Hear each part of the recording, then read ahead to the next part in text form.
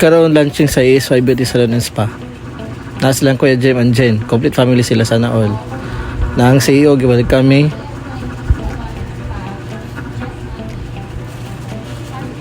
Gipa-istorya ko nga wala sa oras. Thank you so much po. Okay. I know si Ma'am Jam Myra is very grateful na So, na si Ma'am Host o si Ma'am CEO. Sige, istorya mo sa influencer. Ang inmate nga si Lodi Chick. Ang host nga gwapa. Kita niyo ang products sa cosmetics. Inmate nga ang wangwa.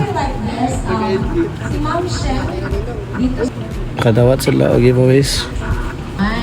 Gika sa cosmetics. Dako sa nagkalipay. Wapay ko. Picture dayon. Butan kay ang tagiya.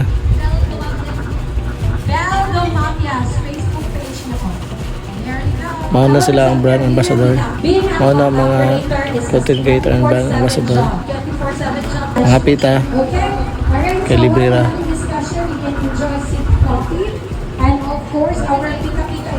Nasa Bibi, nakita nagdalaga.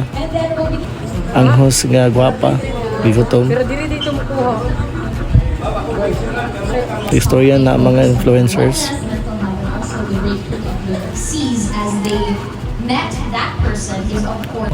Akong kagrupo, nag-defend na. At coffee, na yung mga ice coffee. Kinauta na guys coffee.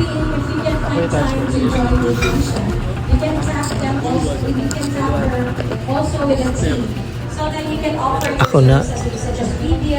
Picture sa product sa cosmetics o GSY. Pwede check dapat o content. Halata na kayo. Influencer. BA. BA. Mr. Influencer. So what's up mga kaibigan? So Mr. Eco Philippines Representative. Madam Chai. si Madam na Madam. So mamiss kami sila karon.